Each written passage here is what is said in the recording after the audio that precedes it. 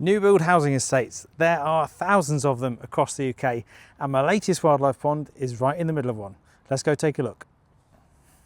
Right, so we've got Bob's younger brother or sister to help us on this job, because we have a standard 900mm gate, or 3 foot for all you Americans watching, and we've got fleece and liner here, so that's great. So we've got a few slabs which we need to just protect, bringing the digger into this back garden, and then we've got a really nice sun trap, which is going to be a bit of a hot one today. It's due to be 31 degrees here, but yeah, I suspect it might feel a touch warmer than that this afternoon. So we are putting in a 5 by 4 metre wildlife pond across the middle of the garden at a bit of an angle. So really looking forward to this one. It's going to be a great central feature. Hats off to the clients. They are making this the main piece of the garden, which I think is admirable.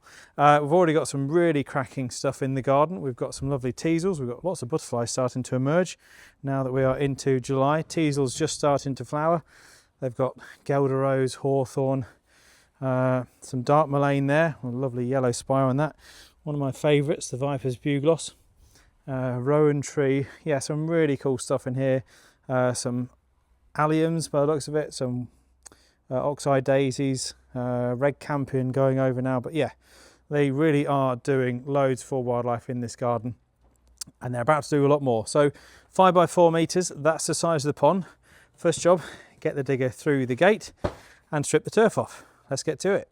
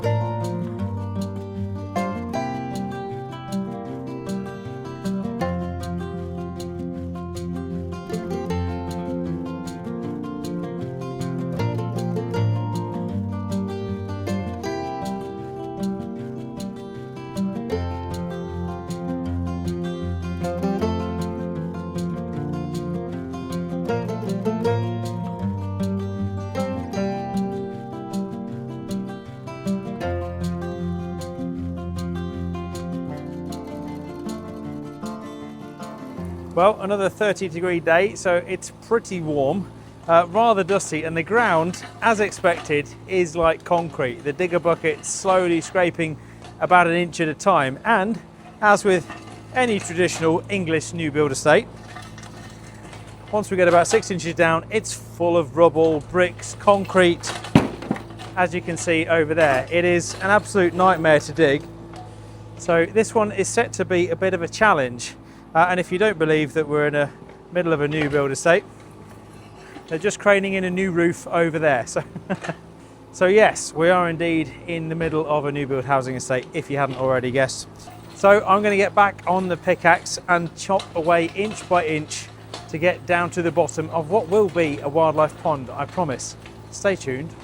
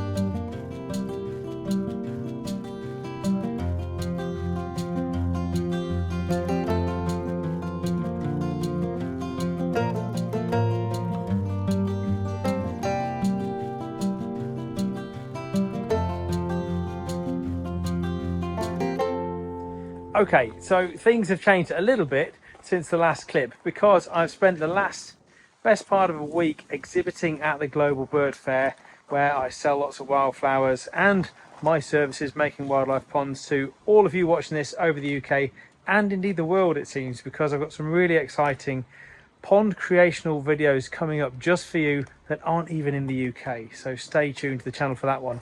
But yes, as you can see, Gareth has done a cracking job in my absence. The tap is still on. We're just filling this pond right to the brim now. We've got the edges to fill up, and then we can start getting all the plants in, obviously the signature dragonfly perches, and of course a little cobble beach for all the birds to bathe and drink from 24/7, 365. So another warm day here. Time to crack on, get this job finished up. Stay tuned.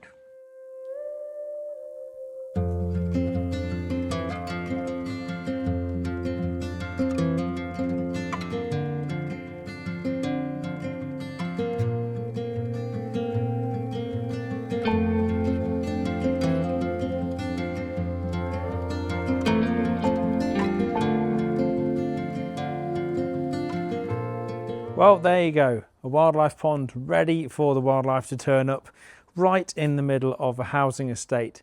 And what I love most probably about this project is the fact that the couple have a young daughter who is, I think, around about 3 years old. So anybody out there who's thinking they can't have a pond because they've got children, rubbish. Get one in your garden.